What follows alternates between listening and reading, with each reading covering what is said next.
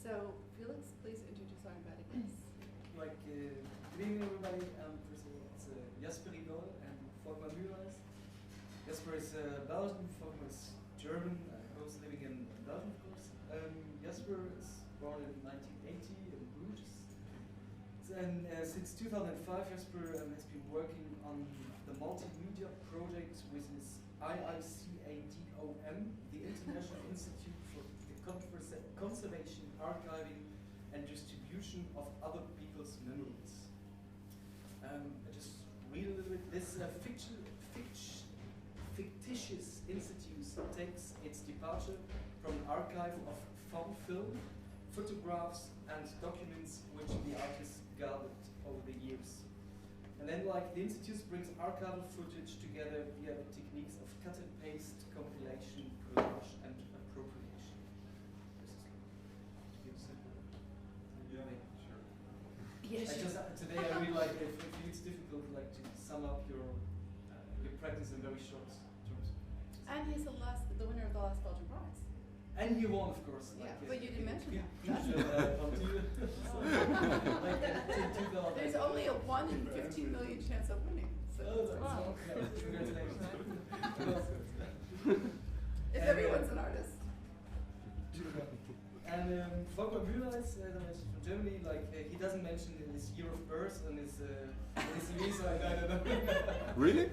Oh yeah, it's absolute, but it's underneath the whole thing. So yeah, I'm born in 2000. Keep it like that.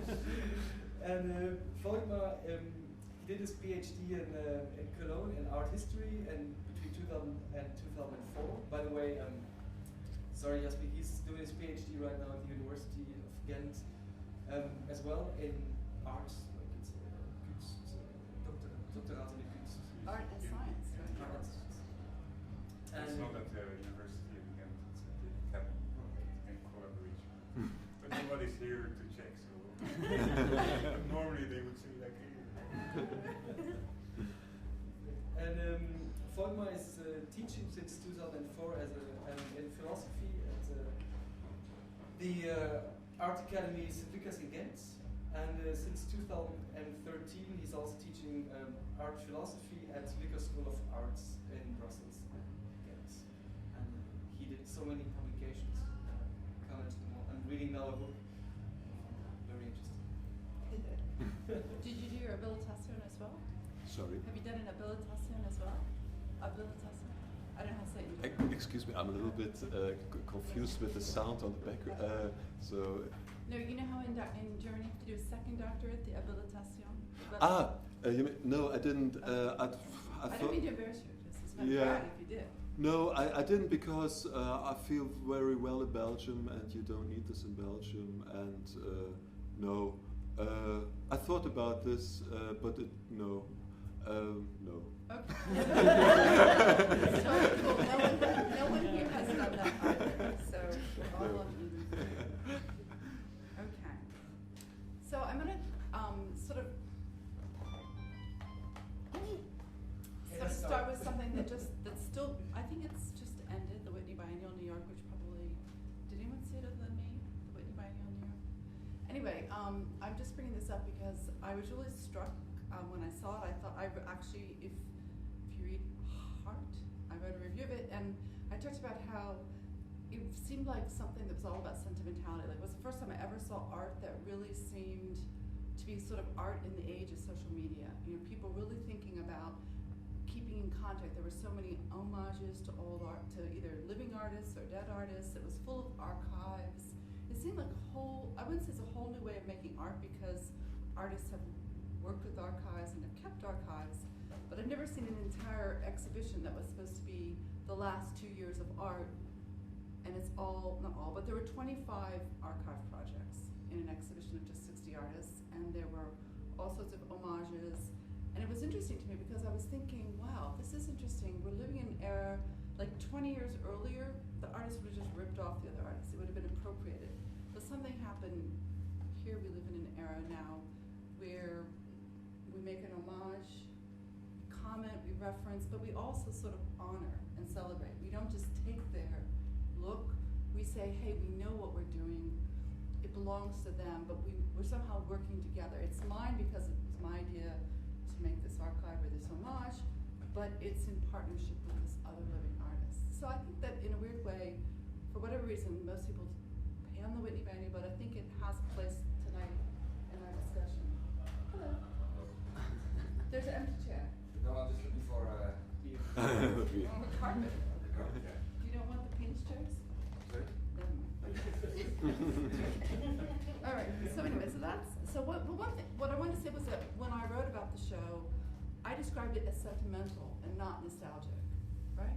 So I think for the first 5 minutes or 10 minutes, I want to flesh out what are the differences between sentimentality and nostalgia. Does anyone want to take a stab? I mean, for fun, I've looked up the real definition, but I think it would be interesting if we discuss this, because if we're going to discuss nostalgia, I think it's really important to have our term clear rather than just spend the whole night everyone talking past each other. So does anyone want to sort of take a stab at what they think the differences between nostalgia and sentimentality?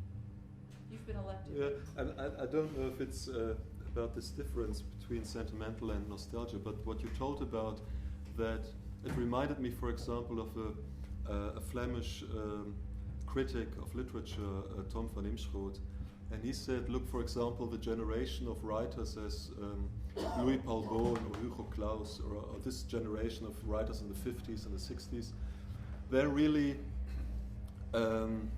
criticized the older generation. So they said that they tried to get a profile against the older generation.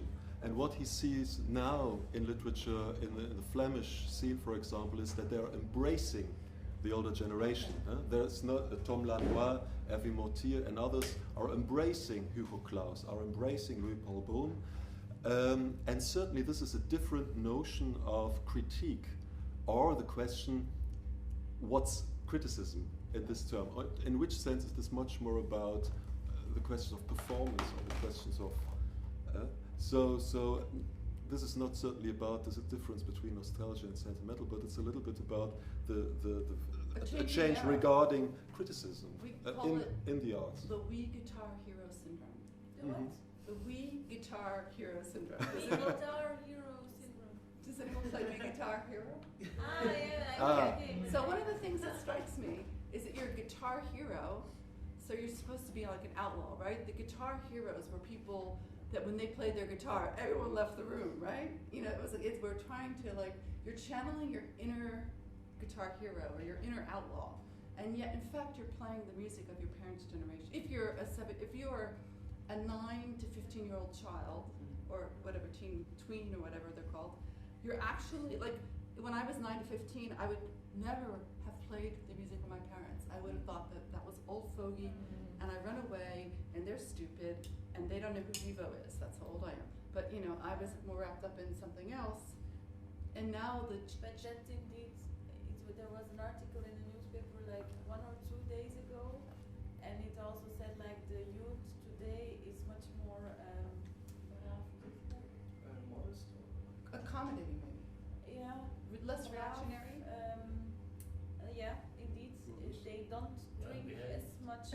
Well behaved. Yeah, they don't drink as much as before. They do sports. They eat healthy, and they all. And the Dutch newspaper was totally different. I can never believe the newspapers. But what you see, I think, or what I can see here in Belgium, it's indeed like you say. We play the music of our parents and music of today also. We look to art of today, but we're also looking back, and it's not, there is no revolution. Everybody is a little bit looking back and being here, but indeed it's a very, very close and not there is no. They don't go for the conflict. They go for the. It's what they love. Yeah, but if revolution is expected, the thing you're not doing is what is expected.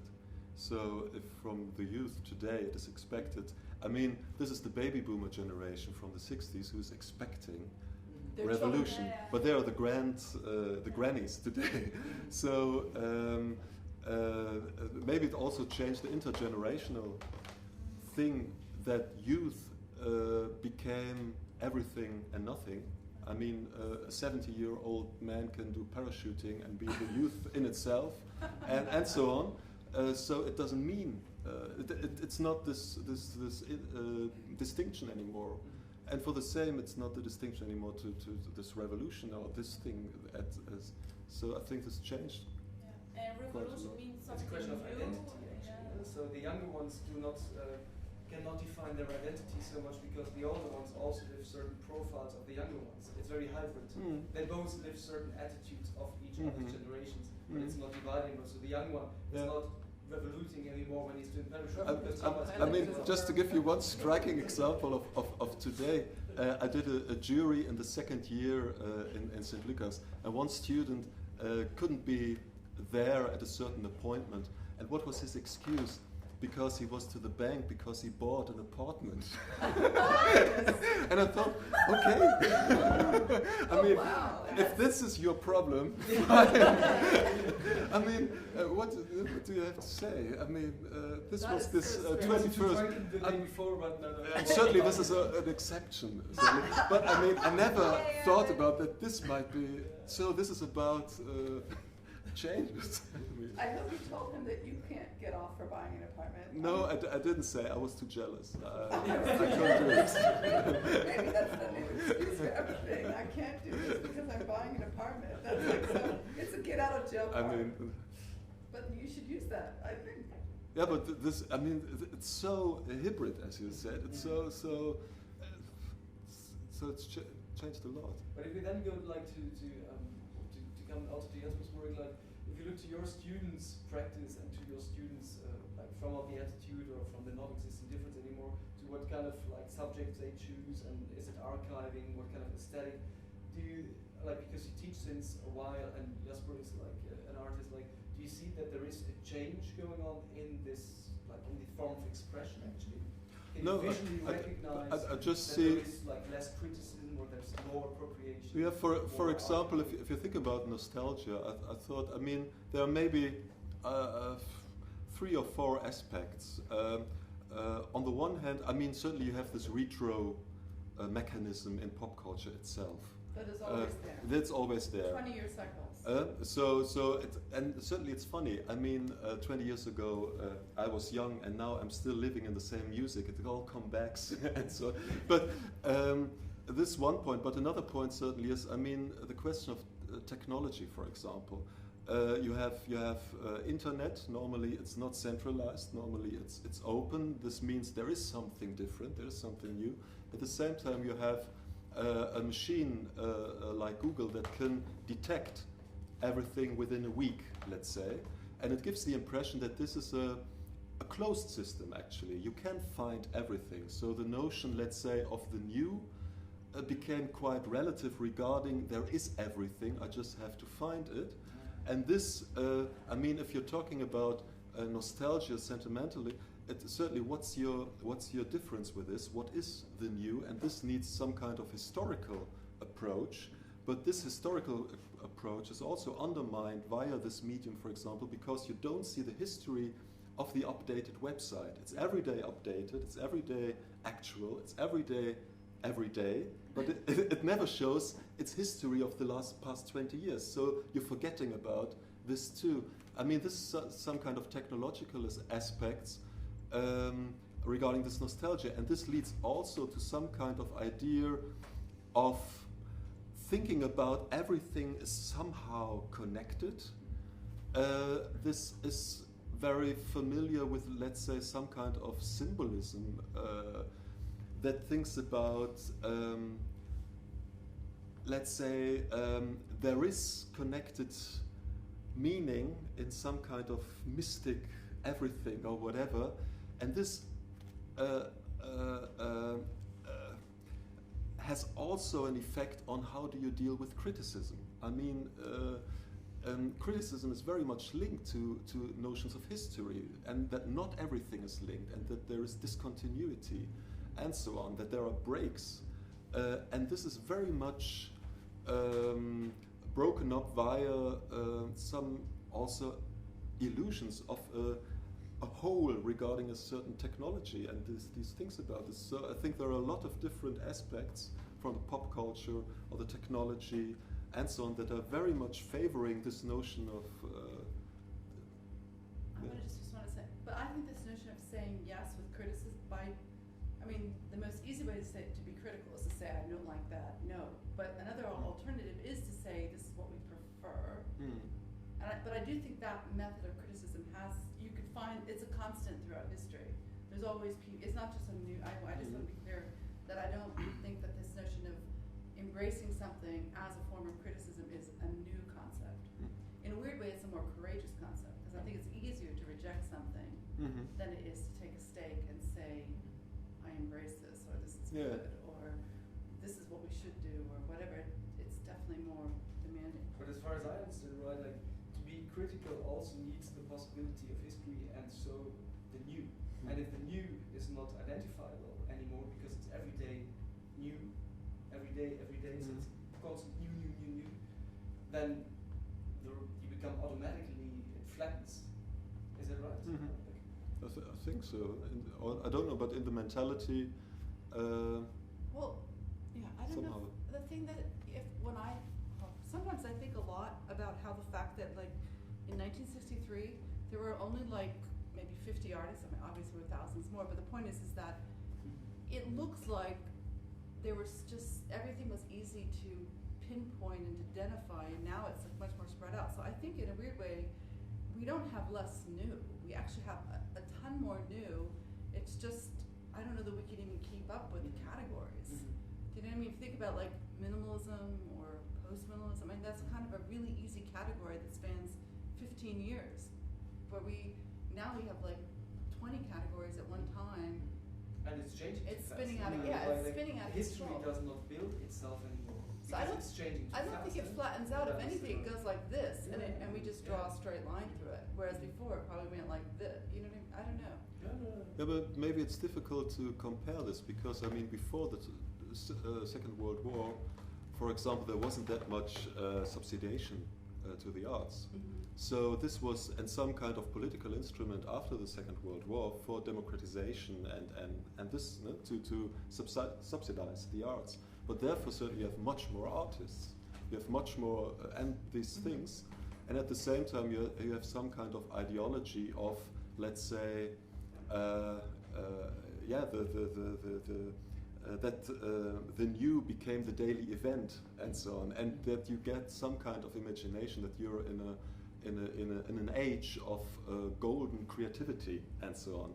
And at the same time, certainly, I mean, you know from history that with a certain distance, actually you will discover what's really interesting to take to the next generations, in the depots and so on. So this is very difficult. There are different things. You have the idea that connectivity, so you know what's happening on the other side of the world, while before it was only like New York was the center and some things were happening in New York or here, but they didn't know each other. Another fact is just there are plenty more people now. That's already like we doubled our population, which already means that there are at least twice as much artists. And the fact that it's institutionalized, that there are schools And museums and contemporary centers and No, I totally agree. But that's what I'm saying. I don't think it's so flat. I think that it's more exciting to think of it as really dynamic. It's just that we can't really process it all. It looks flat, just because if you want to make the case it's not as revolutionary, but I don't think it's flat on any level. And that's also a reason why it's harder in a way to be avant-garde, because there's so much things to do, and if you have an idea, you just go online and you check it, and then it's already been done. That's how it happens. So I think if you go back to this nostalgia thing, I think that's sort of there's a shift, and it takes some time. If you say music of your parents, my generation also listened to the music of our parents. I was not considered wrong or anything. I think the difference is now that there are. But did your parents listen to your music? To my music. That's, I guess, maybe that's how it goes. Yeah, maybe. We could discuss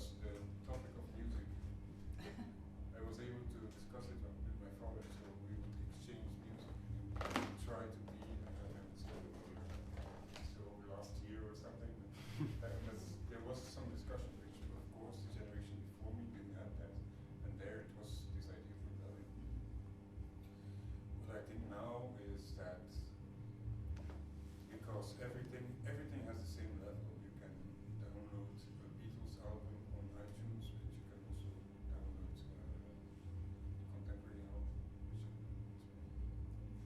So it has the same level. It's in the same pot, and it doesn't really matter. It's the age. Time, it doesn't matter. So it's something you can pick up, and you can create your identity by just picking things, which is also denouncing other things, of course. And that's where the countercultural or the idea of having your own identity comes from. It's not about. It's more about this idea of selection, I think. But if I think about,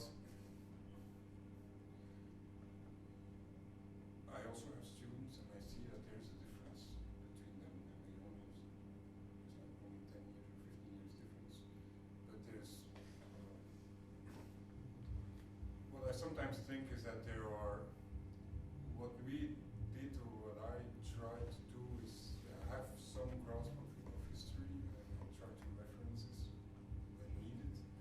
Now, because of the internet and all those things, everything is like piled together on a huge pile, and they're all at the same level, so they don't. It's not that important anymore that you know the history where something comes from. You can just take what you need and leave out the rest, and that's something which I find sometimes problematic, but it's also quite opening in a sense. But needing in which context? I mean, you need to If you think events about- visually or because usually when you use something you have to understand it. But if you don't know, if you ignore the history where it comes from, then you just use its like surface or like. Yeah, you take what you need. I see it a lot with students. They go on some Tumblr blog and they find some artwork from the 60s and they think, oh, it looks nice. And No, this is what I mean. Yeah, this is Mm. exactly what I mean. So they don't have the references. And Somehow certainly. they don't feel they don't need the references, but And so I think that is not at all any problem. So this is the only thing is, does it lead to an image that will distinct itself from it's nice? I mean, this is a little bit in the way of getting inspired, using material, and so on. This attitude, to which extent does it also lead to an attitude regarding then the artwork, and then I think it becomes problematic or not. It reminds me, in 1995, I taught my first curating class, and my students were using art in America like a catalog. It never occurred to me that they would just go, oh, Sue, do you think you can help us get this? And I was so shocked, because in my life, everything I ever exhibited was something I'd experienced with my body. Like, I had no clue that you could use a magazine like a catalog, but it's before the internet. Yeah. But this is exactly the same kind of idea, right? That you just pick something. I mean, I understand this attitude completely. It's wonderful. I mean, you're just. We can call that Yeah. the IKEA mentality. And so, and actually, everyone, I think, as an artist, or for example, also as a journalist or whoever, would like to do it. Just use everything for your own purpose.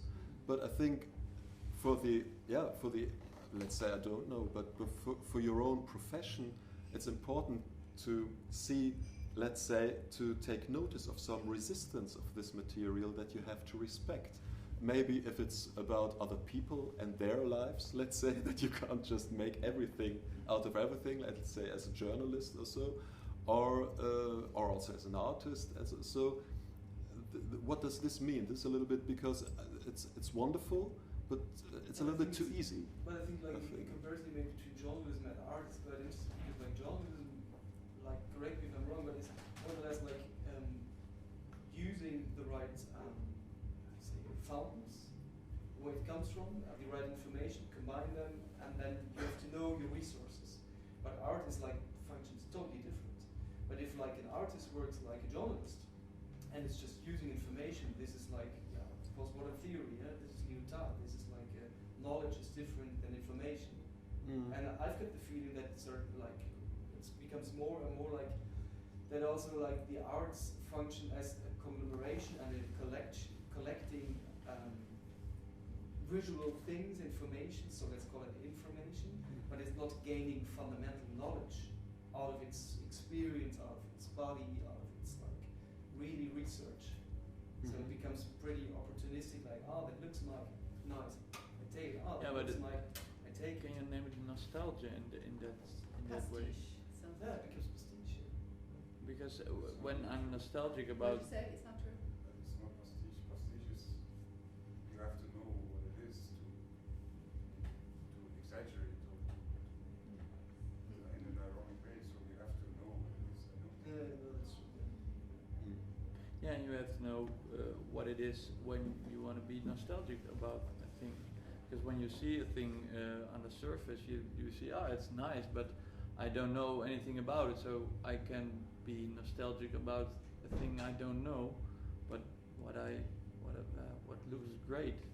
I think that's the difference between, I don't know, the difference between things, but nostalgia is, for me, a thing that's related to history in a way that you have some knowledge about the subject, and not that you So think you can't it's be nostalgic about something you didn't know before. yeah, you can, but you have to have some knowledge about the subject, otherwise you have no fundament to Well, you're pretty be right, because if you look at the definition of nostalgia, it is like this, in German we call it Heimweh as well, you know, like this, Homesick. of course you have to know where you come from, otherwise you can't have this feeling of being connected with a certain surface. Of in a course, nostalgic way, I feel like in an aesthetic way, no, or but I feel like, for example, the example Sue gave, like, okay, that's like, people go through like, this is nice and this is nice. Of course, this is still my culture. I know this, even I don't know it in the depth. I can identify the form, I can identify. But one day they might become nostalgic about this. I mean, if in 40 years, I don't know, maybe poverty or whatever, catastrophes or whatever, that the thing changes, that you are remembering, hey, when I was young, I was just chatting and surfing, and I mean, you don't know what's the way you can be nostalgic about, and it can be the issue of the nostalgia in for the next generation. Well, I can, just for fun, I can tell you the difference between nostalgia and sentimentality. The English difference, anyway. So, nostalgia is really about time. So it's a pleasure and a sadness derived from thinking about the past. So it really is these eras. It could be a look. It could be remembering records, cassettes, or something like that. But sentimentality is more just the emotion, swayed by sentiment, effectively or extravagantly emotional, colored by emotion rather than reason. So they really are different. One is just the emotional attachment we have to things. Yeah, but at the same time, I mean, the definitions are very. I mean, if you think in English, for example, Sentimental Journey from Lawrence Stern, then you have also this voyage. There's also some kind of time related, and certainly it's again it's a little bit different in French with an éducation sentimentale. Which is again something like Bildung in German, but it's always slightly different too. For example, if you would translate Sentimental Journey of Stern into German, then it becomes empfindsam, then it's sensitive actually. Well, that's even in French. You have the and nostalgia, you know, in German, nostalgie is definitely somebody who wants to live in the past, you know, and who is like struggling with the present, you know, it's really like this wanting to go back. But I think in French or English it's not exactly the same, right? La nostalgie is not the same thing like the nostalgie. Like, for example, sometimes I forget the word, you know, like. First Madeline, I think, is a story about sentimentality, not nostalgia. Like when Proust puts the Madeline in the tea, or this character, he's not saying, I wish I was back. He's just transferred back. He remembers this attachment he had with the same, or this experience he had. It has this time experience, no? Yeah, but it is about time, but it's not about the era. He's transported in time, What for is the sure. difference? But it's Don't the you emotional. So because that was what he said, is it's about a longing for a past which you sort of remember. I don't think nostalgia you have to remember. I think you can be nostalgic for something that you never but you experienced. have to know anything about it, But it because can otherwise be something it's you just can imagine also. instead of Yeah, but not So when you you're. can be nostalgic about Middle Ages, for example. I guess all the people that do I think those. so, yeah. But I think so people are because, nostalgic yeah. of the 20s or like the medieval. 19th century, if you read a lot of books about Yeah, it. it's Yeah. it's We're living- If you think about romanticism, Or even those and reenactments. the- Yeah, People but- that do reenactments are experience like people that I know people in the States who are like squires, and they play the whole role of like not the knight but the assistant to the knight. They have all the shoes, they have all the whatever, and they're like in that mindset. And obviously, no one living today was ever a knight or a squire or even But is that at the Battle of different? Is that Waterloo. different than if they would do a role play in which they play like futuristic moon travelers or something? Is that a different sentiment? Is that different? I think so. We don't have a word for that yet, but we could coin it tonight. Nostalgia. I mean, to which extent is it regard? What do you call it? Nostalgia. Well, it has, yeah. Or, yeah. I mean, both are related to a longing. Huh? You have a longing to some moon or to the Middle Ages, and it's a very distant place. I mean, I don't know. Or might it also help if you think about Tarkovsky, nostalgia? He has that nostalgia? movie there. I mean, what can you make a difference between the sentimental and the nostalgia in regarding this film? I don't know. This film is filmed in Italy. And Yeah. I was searching for Russian landscapes. What resembled the Russian landscapes in Italy. It's quite extraordinary, I think. Yeah, but there you have this union between, you have this longing for Russia on the one hand, but at the same time it's so this misty Tuscany and everything's there.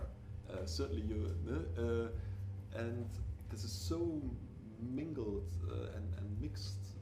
But it reminds me of Pim and Mathieu's work. Are you guys nostalgic for Kafka and those characters that you're going to play? Or are you just trying to bring them to the present? Or are you going backwards? How? Or is it irony about No, we invite nostalgia? them to come. Actually it's there. I don't think it starts from. I don't. I'm yeah. just asking it It's a- because it's a I good haven't thought question. about I don't it think before. it's start directly from a nostalgic feeling. I think it's more. You see. But you get to wear fedoras. What? You wear fedoras. You wear different kinds Yeah, of hats. of course. Yeah, there's of course And then you change there's a afterwards. sort of fetishism about it, and But is that it- goes maybe along with nostalgia. I think a fetishism for objects or that has a certain smell or a certain form, but I don't think it's the first. This is the first degree of what you're doing. But is it No, to some no, certain extent a reflection on nostalgia as well? Like do you reflect think like it's- the I think it's a picture, good- you I reflect think like it's a bit ironical remark. it's Somehow on nostalgia as well. Oh, okay. So the third So layer. you are constantly in irony. I'm quite ironic. And I don't know if you can be really nostalgic about, for example, Kafka. I mean, because this is so contemporary. I mean, this is so absolutely not nostalgic what Kafka is offering you. And I mean, and also you can be to some degree nostalgic about maybe some aspects of your own life or whatever, but isn't it more, for example, if it's something, a nostalgic still is something nice to some extent. It comforts you to some extent. It's not Well, if it says it's pleasure really. or sadness. Sorry? So it's apparently I would. reflection No, gives you but pleasure yeah, it or really sadness. says like it gives you a warm feeling. Yeah, No, I mean, in- if you I'm telling compare you the this. definition, you can either have sadness or pleasure. Yeah, but It's You're not gonna only become pleasure. nostalgic about this as well. but if you compare this, I mean, for something that is really gone and you can never change this absolutely, and it leaves you actually with grief, maybe. It's bittersweet. Huh? Actually. Yeah, but maybe not even sweet. Maybe it's just gone, and it's not nice. And I mean, if you just sometimes I don't know. I mean. Nostalgia needs something that it's still a little bit warm or a little bit. Yeah, but if you look then for something has passed, it's over, but then we have footage. Then we have what Jasper's working with. So we have films, we have photographs, so it's still there. So we still have documents. So you can you can have the warm feeling again if you look at the photographs and stuff. And this is like. I think this is why, or this is also a question to you, like, what do you think, like, how does it come that Instagram, even we live in digital times, Instagram is so successful, and if all these appearance of warmth, the appearance of yesterday is so strong? It's something I thought about a lot and I don't have a clear answer yet. But first of all, I need to say that nostalgia is, to me, also not the first idea when I think about making artwork. Actually, what I think about in terms of nostalgia is how to sort of avoid it, because it's very close to sentimentality. And that for something that I will come to the question later, but when I started working with this footage, it might have been that there's a nostalgic sentiment myself to that footage, but I try to just use it in whatever way. But quite soon I realized that people from my generation who has no idea about this, like 8mm film and things like that, They have no idea about what? 8mm film, Oh, okay. like the old aesthetic. They responded differently to my work than like the generation of my parents and so on, because they had actually more nostalgic feeling. So that's the difference. What's happening now is quite interesting because so the aesthetic is remade in a digital way, like if you have the Instagram, for example, and it's used by people who, just like me, who don't have the real reference, but even further than that, so they don't even know how it's made. Because I had the notion, okay, I know what film looks like, things like that. So it happens, for example, then it goes even further that I guide students, for example, in making their first 8mm films, because they know the aesthetic of Instagram. So they don't they come in the other way. But it's maybe aren't they maybe even in some sort of way, aren't they even more, your students more nostalgic about it than the ones that lived because they actually see a copy of it through their cell phones, but well, I think really I'm not touch sure it. what it is that makes it so attractive, but I'm sure that it's the idea that this whole connectivity, this whole load of things, that it's comes in too fast and they want to go slow down, and they have the idea that whole media is slower, and that's one thing. Another thing definitely is that if you see how film footage like 8mm or 16mm is used, for example, what's the public image of it, if you see how it's used in Hollywood films, then it always has this notion of authenticity, because it's from a past where people didn't have Photoshop, and so you sort of, which is absolutely not true, of course, but you could trust that imagery. So I think people also long for that, and I also think people long for just have like this hands-on experience that you can touch something, which is In the making of it, you mean? in the making. And maybe also. And also With the movie, do you use Mühleis to edit it? How do you edit them with Mühleis? no.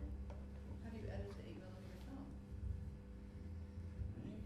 Your students? My students, sometimes they cut and paste. Yeah, so they're using a Mühleis. They're Yeah, using yeah, sometimes they do, but most of the time they transfer to digital. transfer to digital.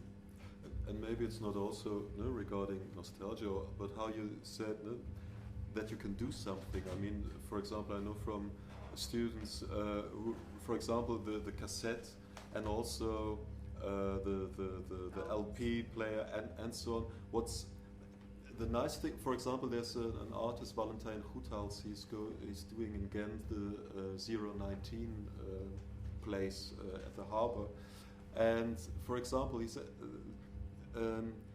not simply using the old things as the old used them, but he's connecting them differently. I mean, for example, he connected a vinyl, an LP, with an old television screen, you have this image, normally that this snowy image, but you can certainly make an LP that does a composition for this image. So he made, for example, an album. This record contains images, for example, as a composition for the television screen, and so on.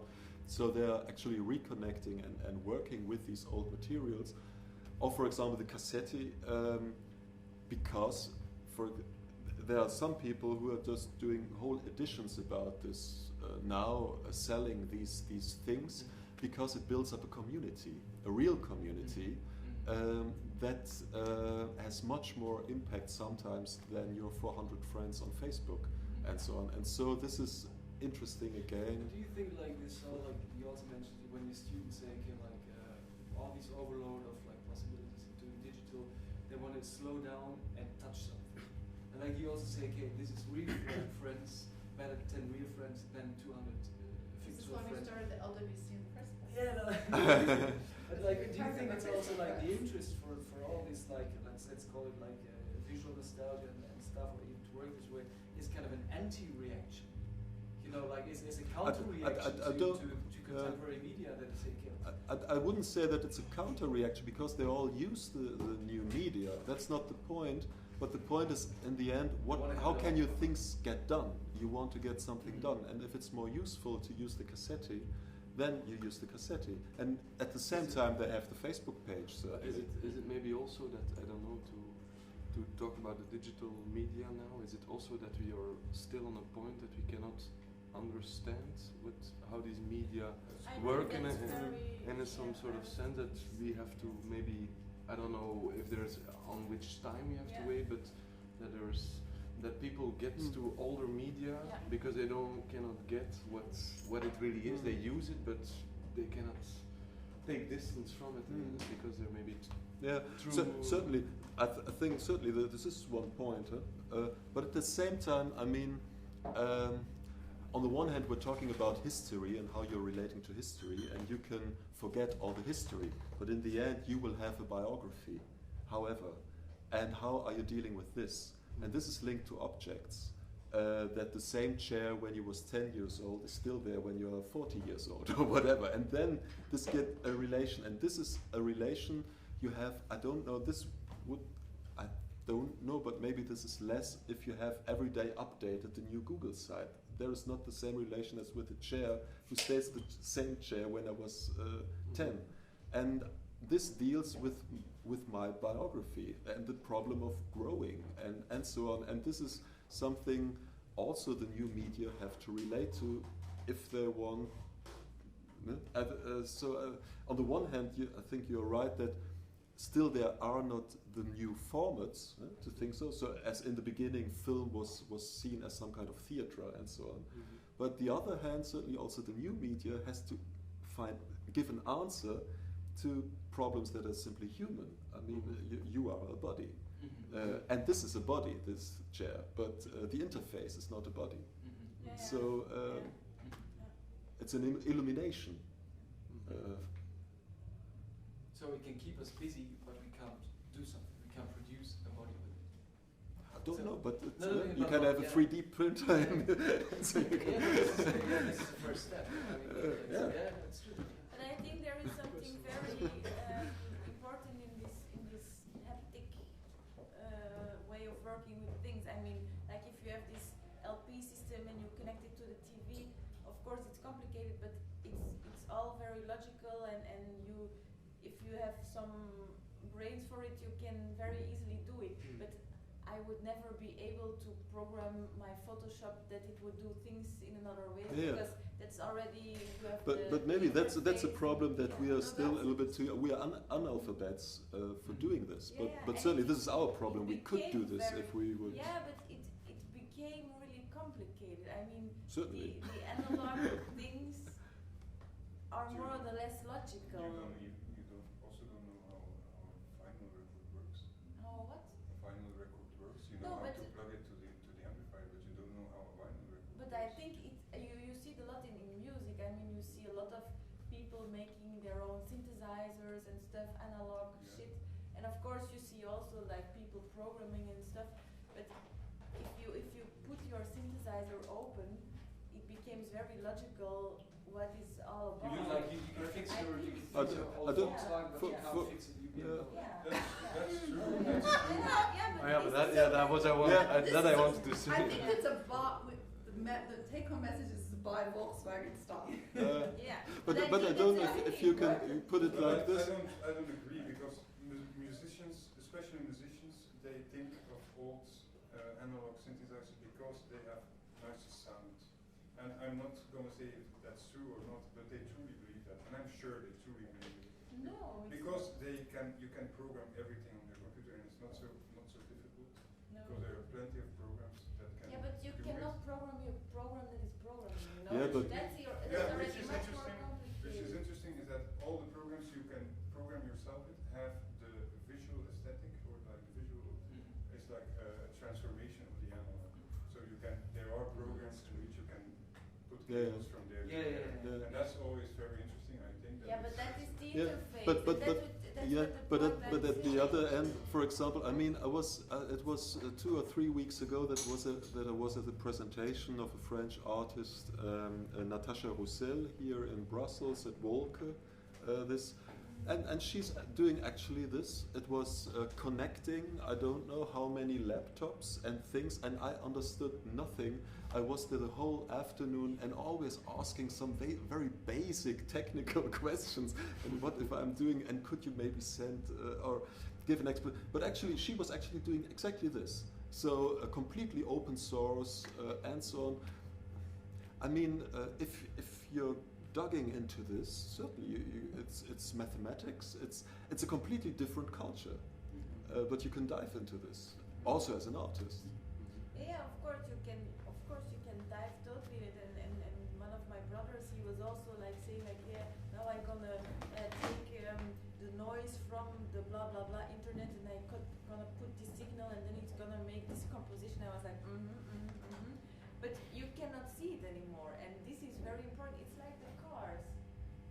Even me, and I'm not technical, I can fix my bike, and I could even fix a car if I knew it. But like with all the computer system things, it becomes That's abstract. what's interesting about it is, and it's the same way like how computers work and power. Of course, you can delve into the technology. You can make a lot of things open source, but as a media artist, for example, you will never be able to make an iPad or something. Sure. They're always like so far ahead of you, and that's the same thing with the car. And it's also the thing that it's a closed system is also an economic thing, of course, because they don't want you to program your own, unless it's your own car, or unless it's But- your own iPad. So but- it's in a way it's a commodification of this material, and that's why of course people want to break things open. Yeah. But I don't see that real in connection with this nostalgia idea because, for example, if I think about again 8mm film, you see exactly the same thing there, in the sense that I give you the example of 8mm film because it's made as an amateur format, and you couldn't do anything with it. It was just you had to put in your tape in your film in your camera and you could film, and that was it. You had not any possibility of like how to experiment with it. While everything was available for like 16 or 35, you could edit sound, you could do lots of things, but that was professional material and that costed like not twice as much because it's twice as big, but like plenty more, 10 times more because it was professional. So they had the market and they kept it like amateuristic in a deliberate way. In the same way you can see that a lot of companies like Apple or whatever, they are making these consumer products which are not made to be professional. So you're saying from the very beginning, 8mm was never meant to be edited. You just would shoot the movie and There live with was- whatever you had, and you weren't. There were no editing tools. There were editing tools, but it's like a movie all like you said. But if you have 16mm, you have like the Steinbeck, which was like a table to edit on, and it was like quite a professional machine. Okay. That didn't exist, or it existed, but it was like way too much. So the idea was, A one shot. It was like a Polaroid. that was the idea. It's So there you then you have like this difference between this consumer and this and the professional, and then so like from the 90s on they invented this prosumer thing, which was like something in the middle. Some people could like control a little bit, but still like if you want to have like access to your equipment, if you want to be the master of your film camera, then you have to have certain amount of knowledge and even more a certain amount of money to buy it. Did Daniel Davis tell us that his dad was doing 16 millimeter or 8 millimeter? Remember we had dinner with him? No, I wasn't out there. Was it you, Matthias? Oh, Yeah, I Matthias. was there, but Oh, it doesn't matter, right? I don't Was it remember. I religious? don't think. Yeah, I think there were some footage. I would still be interested, like just in another question, but why do you choose those images? I mean, why? Like, how does it come that this appearance is attracting you, or like what's your first step into the footage, into this? Well, I think my first interest Why is it started not digital, for example? because I don't find it. So the searching and finding is essential is part of quite, the work. is the most essential thing. That's where it all started. I go to a flea market. It started like that. I went to a flea market like 15 years ago and I found an 8mm film and I was not quite sure what it was. I sort of think knew what it was, but that was not my thing. So I started looking at it and at the beginning it went wrong and like projector got stuck and things like that.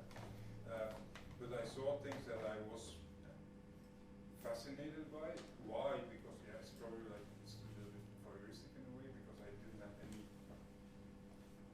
anything to do with those images. And then So it was private films and yeah, it's like home movies.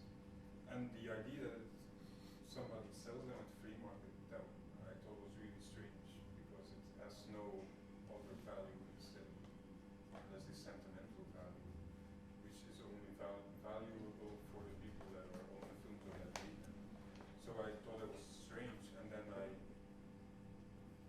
a certain point, I found more, and then I said, it's interesting, I'm going to look for them. And then I started thinking about them. So the basic idea is of this project that I'm now working on for so many years, as this comes from that. But in the If I would have internet, there is so much like private footage as yeah, well. but there's a difference. There's a difference because if you film something and you know it's going to be shown in your living room for like 3 people you know, you shoot different things than if you shoot something with your iPhone and you're going to put it online and you have your 600 or Do you think people are conscious what's online afterwards? Not enough, but I think we try.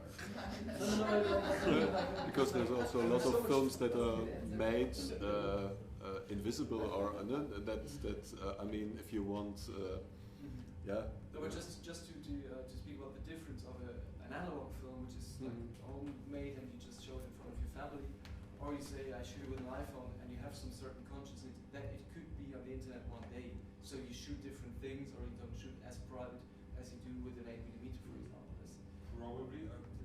Most of the time in Turkey of images are similar in the sense that 8mm film shows what you think it shows. It shows like children growing up and birthday parties, and your iPhone footage will show children growing up and birthday parties. So it's not that much difference.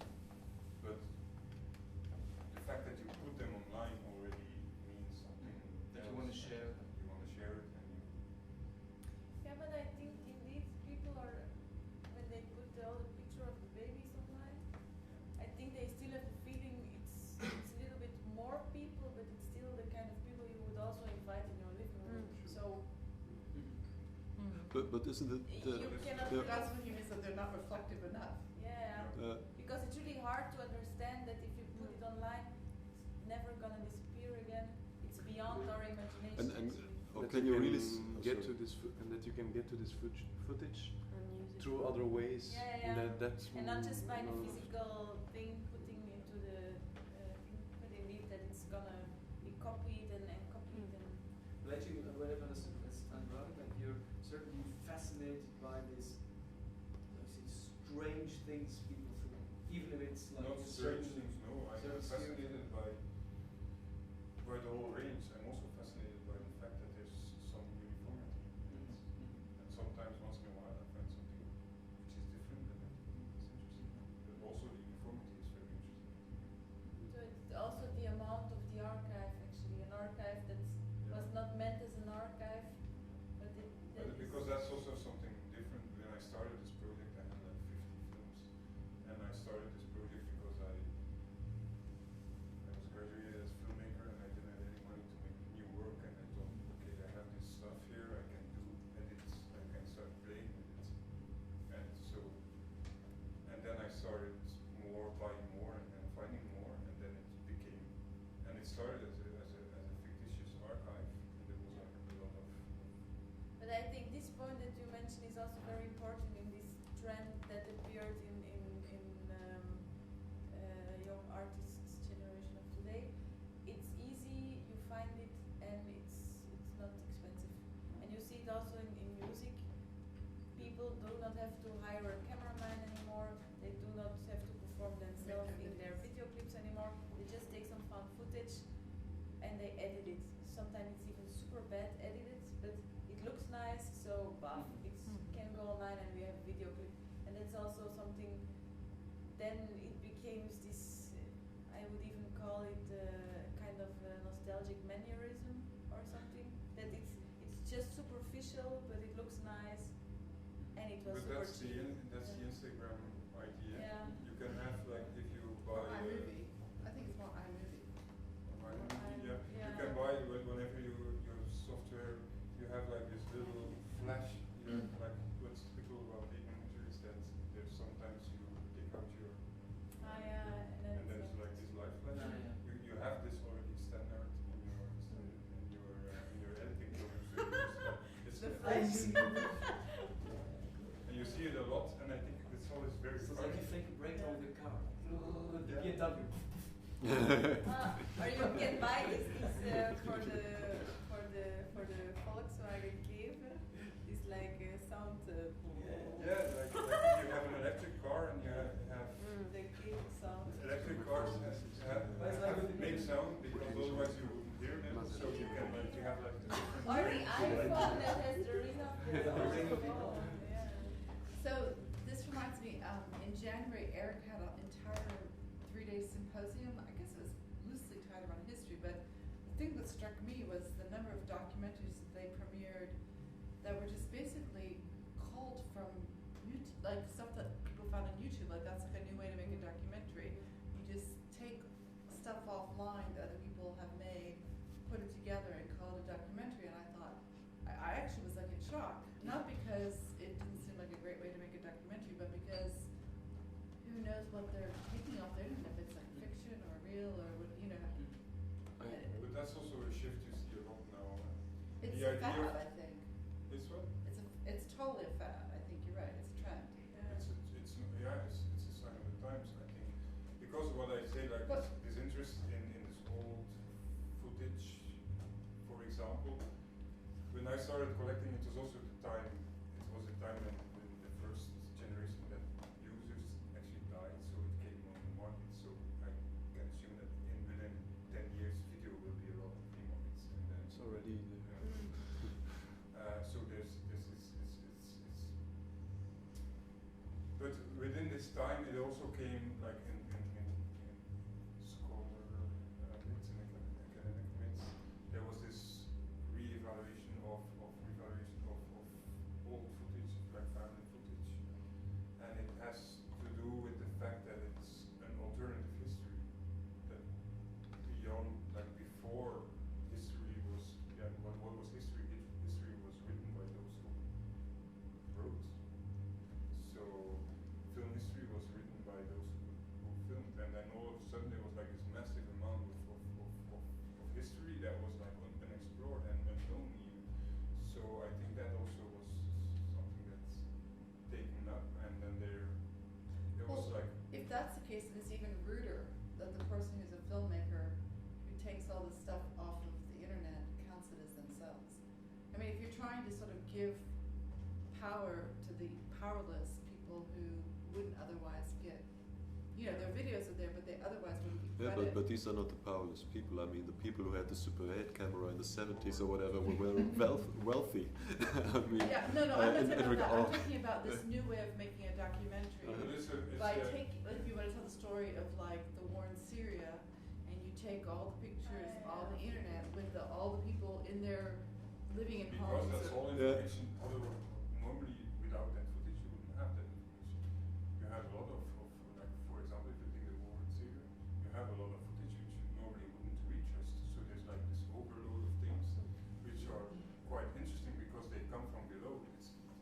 It's footage that didn't went through a press agency, which had probably like some politicians in the board of directors, so they had to like think about real good what they're gonna broadcast.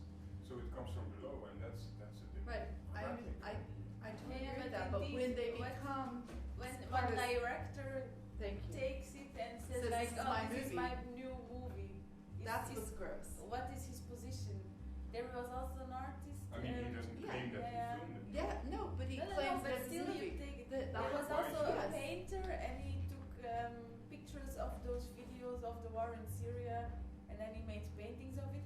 And I was like, yeah, but that's also kind of very easy job. I mean, people are Yeah, they're living dying, that and war you're making a movie. dying, and you But just painting like has always make been a job, no? what? Painting has always been a No, job. no. No, before you had to go outside, put your thing, and And the wind came. And the snow. yeah, But but you know, like in the end, You mean like Rubens was really standing on the battlefield? the question. Yeah, that's the same. No, Just no, be no, like, no, oh, no. I'm saying.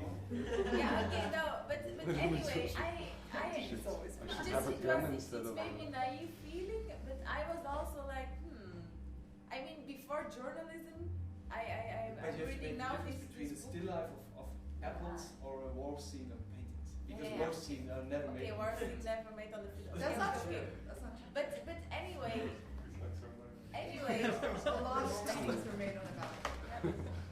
it's just a I feeling just need that 15 came minutes. up. Indeed, you see people are doing things, and then there is some smart ass.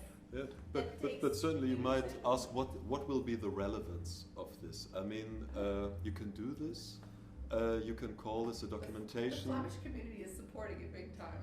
Yeah, and I believe that it's trendy and so on. But in the end, I mean, if it doesn't tell anything about this real situation, it's not a documentation of the situation. Then you can ask yourself, is it an artistic movie in itself, and therefore interesting, and so on. So in the end, there will all these criteria will play a certain role to detect, is this really something of value or not? But I I'm don't know. sure if you use other people's footage, if you use those kind of things, there is still like, okay, there's an ethical question, and you as an artist deals with that. But I'm sure that if that's the right, that can be a right position. Yeah, of I'm course. sure Yeah. that I'm not doubting Yeah, it that's as- not the as problem. a fact, no. I know a lot of people who make films like that. I think they are very relevant because, like, even like if you use YouTube footage, it says a lot about our times. Yeah, that's true. Because that's Yeah, yeah. what's coming Certainly, out now. but the only thing I wanted to say now, it sounded a little bit gratuit as to how you would, but in the end, the quality of your montage or appropriation or whatever will tell if it's interesting or not, or that it's We still. as an audience, we are not stupid. We Yeah. look at the things, and we looked at many things, so I think we are able to detect. And I think, for example, a good or I think a good example would then be Richard Prince, which I think is a very interesting artist as well. Like he was like just juxtaposing, for example, 12 photographs of rock musicians, and all the rock musicians look the same. So they all. And you see like you see one band a week, you say, oh, that's a good picture, and the next week you see one, but you forgot the other one. But if you see them all in one frame, that's a piece of art, and that's like showing the stereotype, showing all these the codes, the mode, the time, the fashion, that it's super weak to show yourself strong, and all these things. It's and that's a very critical position. But I think this is the ethical fundament. I think as an artist, like because not just like paint the war picture, but also like ask, okay, what's war and how do we deal with pictures in a war, and if you implement this in your painting, it's a difficult job, I guess. But like what you say, what's the difference in Warhol, for example, who took Oh, yeah. pictures of Andrew and made an artwork out of it? Yeah, no. But certainly, I mean, it's very often that Warhol or Duchamp are quoted in this and completely right. But sometimes what I'm a little bit missing is, I mean, with Warhol you had a huge irony, for example. With Duchamp you had a huge iconoclasm or whatever. And today very often this is taken for gratuit, actually. And this is a little bit sometimes that I ask myself, okay, what's the point? What's this a little bit... Yeah, and also as a copy of a copy in a sense. Like, because it's not because Warhol did it that it stays on and keeps on interesting doing it again in some sort of sense. Of course, it's not the same, I guess. Prince, for example, he defined 7 different ways of the copy. I mean, he was super analytical. You know, like when you see this, like, oh, well, that's an interesting way to juxtapose the pictures. And then people like Mike come with the idea, like he clearly defined, okay, what's the picture? What's the first copy? What's the second copy? It's a rephotograph, and so on. So it's a real like structural approach of like defining the picture and how we have. So then I think that it becomes a way different relevance, like for example, like then you say in your work, okay, it's an archive. And what's relevant in an archive? But what is true about this thing is this irony, and I think we live in a sort of post-ironic society, and I don't know either how to deal with that, in the sense that it's probably like referencing a reference or a reference, and nobody knows anymore like what it actually means. That's something that you see a lot. Maybe You also have to find a way to deal with that. maybe a question to you as well. Like you started 15 years ago. Did your way of your position towards your footage change? I guess if you look to 15 years ago, the spread of images or how we deal with images changed, I guess, already in this 15 years. You mean like how people Deal with it, and like this Tumblr phenomena, and I think it became I even don't know more. if that influenced my work that much. What does influence it is the knowledge and like the knowledge about the footage itself, and the awareness of things that before I was not aware of that much. Like for example, what you say about in the beginning I had no idea that it was actually a bourgeois thing. For example, when I first found these things, it took me some years to realize that this is. So you still go to the flea markets and you still work the same way, actually, or? In a way, yes. Yeah. And now I sort of stopped because I have an overload of images. But that would be my next question, like how much can you? There's a limit. How many birthday cards can you see? A nice title. I mean, like the first thing, because I have a friend who's from England, and he really started like he was in Belgium for Erasmus year, and then he went to the flea market, and it doesn't exist in England at all, and then he just grabbed these like old slides. He said, wow, it's amazing, and there was like this was also an unconscious quality of photography. So people took photographs of like whatever it was, and it was amazing. It was really beautiful works. Like if it would have been conscious, That's probably something that we didn't mention yet, but this idea of like the everyday, like this aesthetic, which has to me a very distinctive role in the aesthetic of arts in a way, and it's also in a way technical, because you see it like if you think of paint, I always think it's very interesting to think of painting like why is like the central figure not in the middle, or like not in one third, but it's kind of like halfway like here. That's like snapshot aesthetic, and there's certainly an influence of like how Polaroids were, and this whole culture of imagery, like original imagery. So that has clearly an influence on contemporary aesthetics, which is not always that clear. It's a little bit hidden, but. Okay, the artist that I was talking about that made this movie was called Peter Snowden, WDON. He made this movie called The Uprising that premiered in January at Beaux-Arts. That was just simply an agglomeration. It was a totally incomprehensible movie that was just culled from. Anyway, just FYI. It was shown in Museum M 2 or 3 weeks ago. Did you see it? No. Oh, no. Anyway. But what I would also be interested in, like for example, you talked about Warhol. If you look to Warhol's pictures today, they of course they have like a double nostalgia, let's say, because it is amazing to see. But he already used like older pictures. So I'm wondering, How like, did he use older pictures? Like What which ones? older I mean, pictures? Do you I mean, like, okay, but like the way he used like these, do we now? Let's put it different. If we look to the like the silk screen prints from the newspapers, I mean, for us, it has a nostalgic No, but the appearance. meaning shifted because back then you have to realize It was like for us like a digital picture, you think? Yeah, sure. It was a It was reference like to like pop contemporary culture, media, like pop culture. commercial and Well, I don't think there were so many from the newspaper. I think he created a lot of his images. I don't think he No, created there was most a lot of Yeah, them. there's these Oh, catastrophe black things, guys 100, gets with I don't know, dogs and 39 stuff. died in It's all- jet or something. Yeah, This is lots- newspaper lots or of archive. The the black exit, guys in the yeah. conversation with the dogs. The There's a lot of police, archive yeah. footage, Mm. I think it's really interesting. I mean, do you really think like people look at it like, wow, this is contemporary? sure. Media? It's like for us a digital. You mean in the 60s? In Or? the 60s. Like. I think But the that was Elvis, the- I mean, the Elvis was like the pictures from the 60s from Elvis was already like when he was in the 50s. It was I already don't an old know. one. You know, like, He used in 61 or 62 the Elvis as a cowboy. yeah, This was not the was- Elvis of 56. it This would be was like we would again. use This was with very Lady Gaga. close, I think. I don't know exactly. But So if we would work as Lady Gaga, it would be the.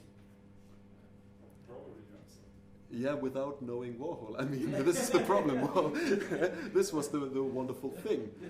Today it would be boring, but this was fantastic.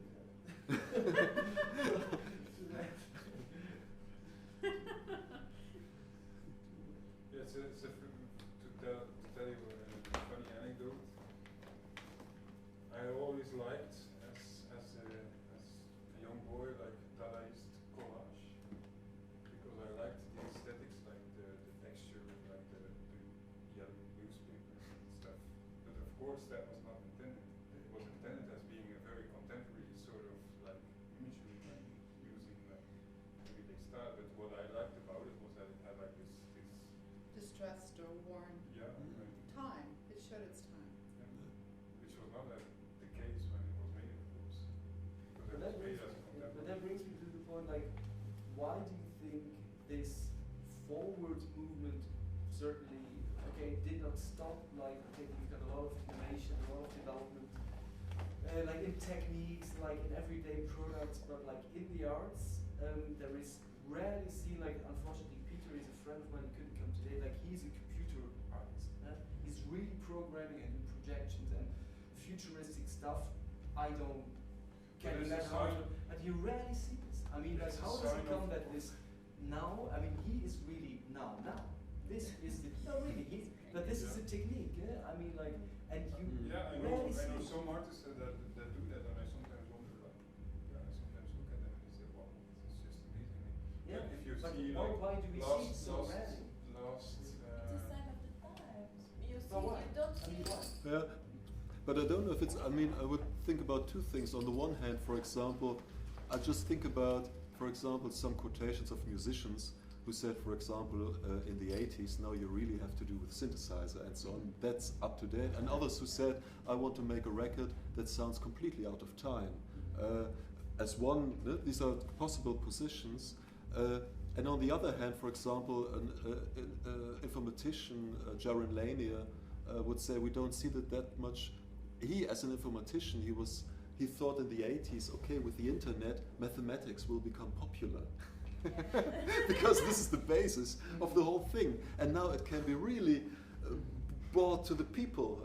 But no, absolutely not. Mathematics is not very vivid on the internet. You find mathematics, but it's not really interesting to the people who are really busy with this, because this is peanuts. what you really Open source. and so and certainly you have pop culture and you have natural sciences for the most part of it, and this is also dealing with this question too. Why didn't it turn out as okay? Now it becomes popular because now it's accessible and it is the basis of the technology. But briefly, you at the very beginning you mentioned you were class and said, okay, we wanted to kill our fathers and we wanted to do stuff. I mean, this we don't hear anymore, and this I think is also the attitude of the artist. It says no, we don't want to do this freaky new computer stuff all the time. I can do a bronze because it's nice, and why should I do something very ceramic works or whatever? There is no reason not to do it. But I think it's very interesting because there is not this continuous forward, don't look backwards. And there used to be almost up to the end of the 20th century, looking backwards was prohibited. But now, since the end of the 20th century, we all look backwards. Wait a minute. But rarely people. I'd say 98% of the people look backwards. It's just a very small amount of people that look forwards that you know about. I mean, do you know what I mean? It's the way it should go.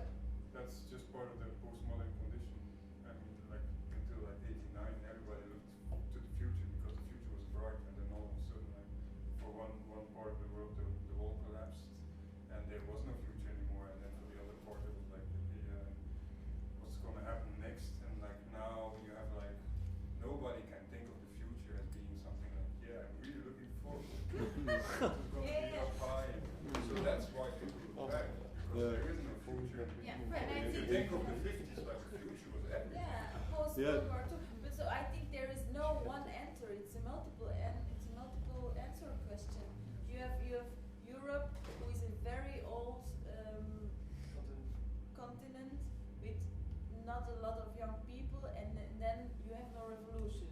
So politically, you are already very calming down and blah blah. And then you have this whole thing. There is no future. It's crisis. Blah blah blah. So these things you feel also in art, since art is a kind of mirror of society, I guess. And then you have all this stuff that is available through the internet itself. So it is beautiful. It is there. It's cheap. It's not expensive. Why shouldn't we use that again? So you have all these kind of things that are just sticking together, and then you see these kind of trends, I think. I think the revolution story of art is just what the museums and art history texts tell. I don't think what's happening today is any different than 100 years ago. Probably, there were only 18 impressionist painters or something like that. At the time, there were 2,000 other people doing.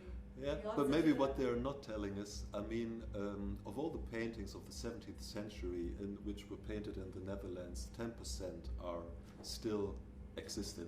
The rest was recycled as for luggage and I don't know what. For example, you have a poem by Lord Byron who is discovering a recycled book of his rival, and he is so happy that the books of this rival are used for luggages and so on. And he was okay. My poems are still in the. But this is the point I'm trying to say. That we only have this idea of the avant-garde and the looking forward because that's what's kept in the public. There's lots of stuff that's kept in the private, but it's a story that is visible. But I don't know that it's any different. I don't know why you think that there's now people doing interesting, different kinds of things. No. Of course there is, but there is a strong retrospective, looking backwards trend. Absolutely. Of course, it's a phenomenon of postmodernism as well. But there is also the phenomenon of I think it has to do with this. Yeah, I just read today about nostalgia as well, that you say it gives you a warm feeling. So whenever there's crisis, like you said, okay, it doesn't go good, then you go back to what's safe, and that's a safe harbor.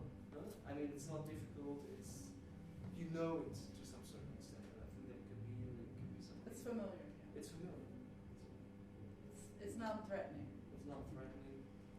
But if you look to you rarely see. Okay, there can't be always a Warhol or stuff, but this was really it was so pushing forward. It was so very revolutionary. It really took put the whole argument on its head. But you don't have to forget. You mentioned it was Second World War behind. It was fresh start. It was a lot of work to do.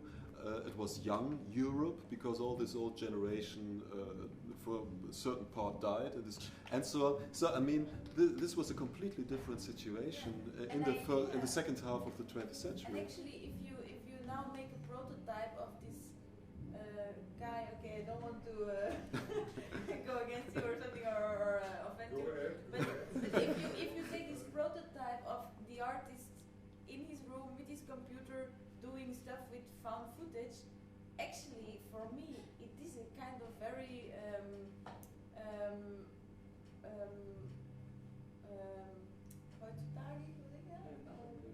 contemporary person.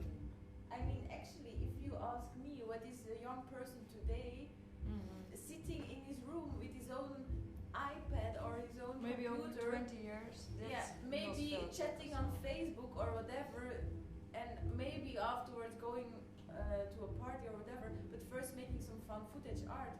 For me, it is a kind of very contemporary phenomenon. So I think it's just a sign of the times, actually. No, but the question, I mean, in the end, it's all about this object that's there. I mean, and if this is relevant or if this is and so on, okay, then it's fine. I mean, in the end, I don't know, but I believe that it's not only about finding and so on what is existing, but it's also about putting something different and new on the table. And this needs, to some extent, I think sometimes other ways of doing than just picking what is there.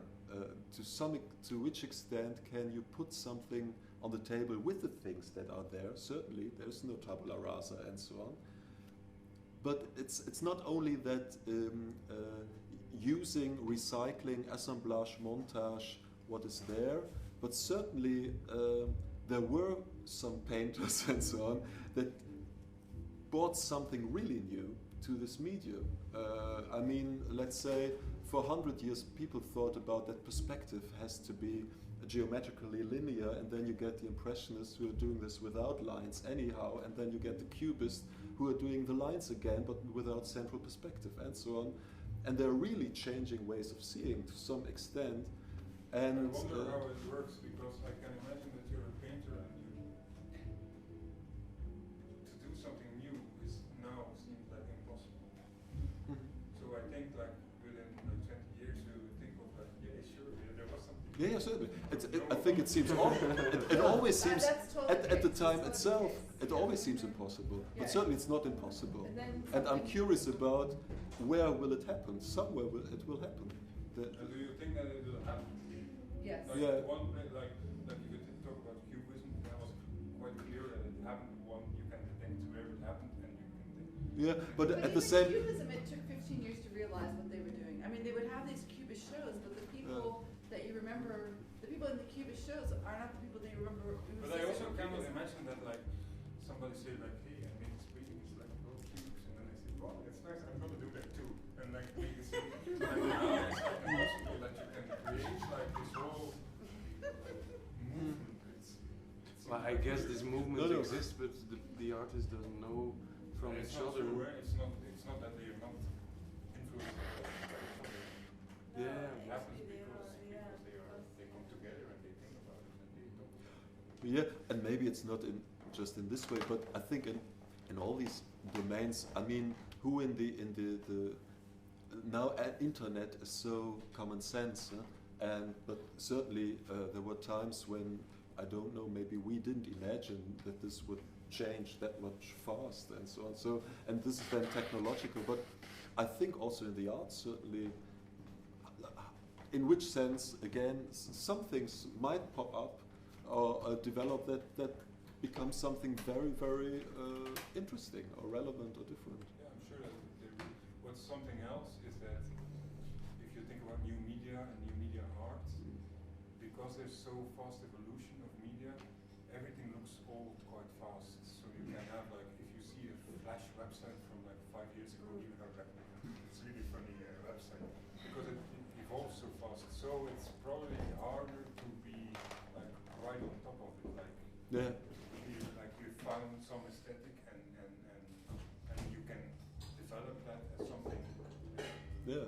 workful because you need probably 10 years to develop Or a even certain language. Yeah. Or even if you see that these media are changing that much fast. For example, I saw in a German newspaper about media and their duration. How long can they answer? And certainly in the end, you have the stone back because it's 10,000 years.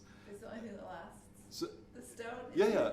And regarding the new media, the stone became interesting again. And so I mean, this.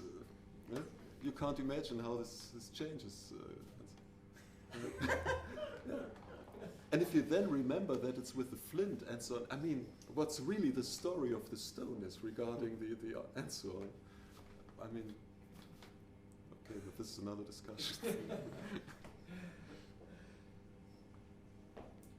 Well, last week I heard the story that some sort of company that makes posters or was trying to figure out what people would be interested to look at. And what they learned when they tested people with smartphones were fascinated by the most simplest image because they were so used to looking at layered imagery all day long that when they saw like an image that had nothing that was layered on it, just like totally straightforward, they're like, wow, that's really interesting. And when if they didn't have a smartphone and they thought that this kind of image without layers was totally boring and everything with layers was interesting. So it almost seems like we don't even know, but we're being sort of programmed even by the technology. We look like our tastes and our desires and our interests and our fascinations are very simple on a certain level, but based on what we're not necessarily thinking is. So like your students looking at 8mm and being fascinated kind of makes sense because it's just unfamiliar and looks novel and interesting.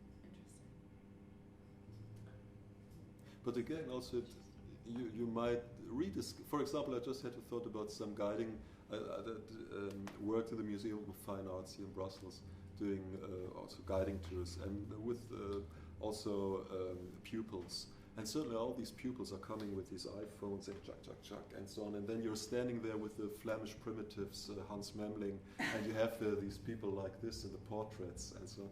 But certainly then it's really nice that you can discuss. I mean, what's an image? You with your image generator and the colleague Hans Memling with his and so on. And you can rediscover via this screen and this mechanism again also the unique quality of this painting, for example. And then the same pupils become very, very interested and say, oh, wow, I mean, and so on. And they're reflecting in both sides. So again, you're saying that when they look at it as a flat image on their screen, like they're comparing the photograph to no, the actually for them certainly the flat screen, and this is normal, this is the image. And then for example you get an image like this and you realize an image 600 years ago was that much special and was that much hard to make and that much cost a fortune and so on. So you realize the technological and practical difference and also the aesthetical difference and so on, and it allows you, I mean, then it's your starting point, the smartphone, but it doesn't... it just tells you how worse it is.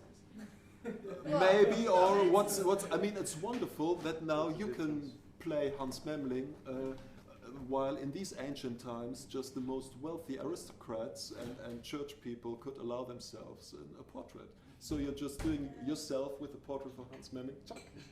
And, a selfie or something, yeah. Sorry? A selfie, you're talking about some sort of self-portrait, yeah.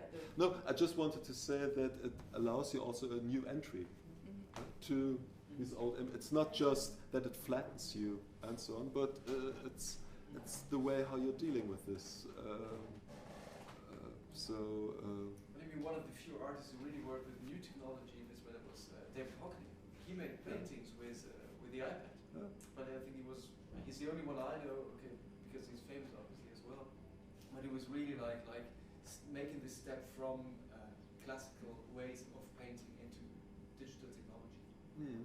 How did he make paintings with the iPad? He was like, I don't know, like with a painting. If iPaint is a program. Oh, okay, good. I know that okay, it's perfect. I've only seen abstract. Okay, I've only seen abstract. I've only seen abstract. There was something new. There was something new. Also, you can pay. Oh, but I okay, but paid. he made a raise. He's already 80, but he got it. Well, no, the good thing about being an old rich artist like David Hockney or Gilbert and George, Gilbert and George make the hippest art that there is, but you can only imagine that they have like a whole team of really cool 20-somethings, and they come in and go like, "What are you guys up to today?" No, it was quite interesting because I was in the gallery and there was like Tony Ursula, and Tony Ursula's work I know, and he had some new pieces and they look quite different. And the gallery said, "Yeah, he's got some young assistants." I mean, like alles gesehen to know all the young assistants. And it looked really Yeah, of course. very contemporary. Right. Well, 30 years ago, Tony Ursula was probably one of the most high-tech young artists, and so now he can afford to just say like, "I lost my edge. I get the best assistants." It takes taste to, or it takes this kind of genius to choose your assistants. That's true. And he was making about 10 and something changed. Well, did you see show in Mons? No, it was fabulous. Did you see the show in Mons? Well, he had all these really cool micro little mini. Is that what you're talking about? The micro No, I've seen the show in the gallery in Brussels, but I've seen the show in Mons as well. Oh, it was Creepy great. stuff. Super But good. Tiny Has- I walls. would maybe also something towards the new media that I was thinking of, but I was thinking in my head and I was like, how can I put it out? It's like, we were talking about that I think it's still difficult to get towards the new media as a sort of reflective point. And then I was thinking of the movie Space Odyssey of Kubrick and Her, the movie that is made nowadays. And actually, if you look to these movies, the new technologies that are in these movies are like quite similar. It's quite striking that Her is actually the things that they reproduce as new technology, or the future is almost the same as But in the. Her, I haven't seen Her, but I can assume that it's less futuristic for us now to see Her than for people who Then how? That's interesting. Yeah, It's okay. her and It's how. not. It's not. Her is a science fiction film? It's not really No, a no, science it's fiction film, current. but it talks about a new way, a futuristic way of communication and of social. It's social media towards the extreme point. But that I wanted to say is like that the difference. Okay, there's a difference in the movie of how you look at the movie, but the difference is in towards new technology didn't really change. That we cannot grasp, I guess. We wait maybe sort of a visionary way to look to the future because it goes too fast now. You cannot think of a screen that's your daughter is talking to you because tomorrow Apple is there with something that is you cannot think by what we said. I think it's this what you also said, like everything becomes directly out and Maybe outdated. we expect also a little bit too much because actually creativity is always this processing things, like some people indeed like cubism, blah blah. Oh, that's nice, I'm gonna do it too. And then a lot of people do it and then suddenly it becomes something, but it's not one of a sudden that something totally different happens. It's always a process of a lot of steps, a lot of people doing things that go towards a direction, and then the next step, but just one step of all these steps is gonna be the new thing. But maybe we have also this very romantic idea, suddenly it has to become something new, but this suddenly actually is a kind of... I mean, this certainly linked to individuals. Yeah. And I mean, you were right, certainly, that these programs can't be that much via individuals. If you have the enterprises or large groups of people who are really working on something. But certainly, to some extent, the question then might be to which extent does this notion of individuality that is that much linked to the artist is something that doesn't really fit with this new situation. I mean, it might be perfectly possible that there are also large groups of artists joining each other to work on a project or whatever, which might be an answer to this more collective approach. Yeah. These are things Or which examples do you? There are plenty of media arts, like there are plenty of collectives. Yeah. Or it's a little bit reflected in this whole open source community, I guess. Yeah. Okay, that's not art in the really strict sense, but it's this kind of putting all the brains you have together to. But isn't it because isn't it also interesting that the new media that we have, new technologies, all refer to something tactile? That is something. Therefore, I wanted to make the comparison with Stanley Kubrick. If you look to the movie, even nowadays, it looks so untactile and so, I don't know, ephemeral. But at the same time, you have this Vienna classic music. That's. I mean, this is the soul tactility that you're. What's the Vienna classic? I mean, you have this Richard Strauss music. When the spaceship is. When I think of the movie, I think of Bong. You have a lot of Ligeti. Yeah, you have all this. But this makes even a bigger disconnection. On the one hand, like you said, there is still I thought the strong. music is On the other hand, like it's just a spaceship. There's also. That's the most. But it works regarding Strauss. I mean, it's not that it alienates myself from Strauss. It gives. Because he gives credit to the spaceship via Strauss. Kubrick kicked out the guy that was the composer and did it himself. No, he ordered a new score, but that. then he received the new music and he was like, no, I'm gonna stick with the Strauss and because it works better. Yeah. And he said like, I'm sorry, gonna use it. The main thing though is kind of futuristic, isn't it? Yeah, it's What? That's from I forgot the first word, but something Close of a Encounters. third Oh. kind. What? Close Encounters of the Third Kind. Yes, that's it. Thank you. That's it. Close Encounters. That's the part I forgot. Of the third. Of the kind. All right. That's Spielberg. Yeah, that's that one. But it's when the monkeys or the apes are coming around, and you have this I don't even know if I large saw that. steel. I always assume it's steel. Coming up, and you're going dun dun dun dun dun dun dun dun dun dun dun. That's a fast forward. Zarathustra, that's also Yeah, this is That's the this fast this forward Mahler. part. This Yeah, but it's a more grandiose and dark. It's a knowledge test. How was Stanley stupid?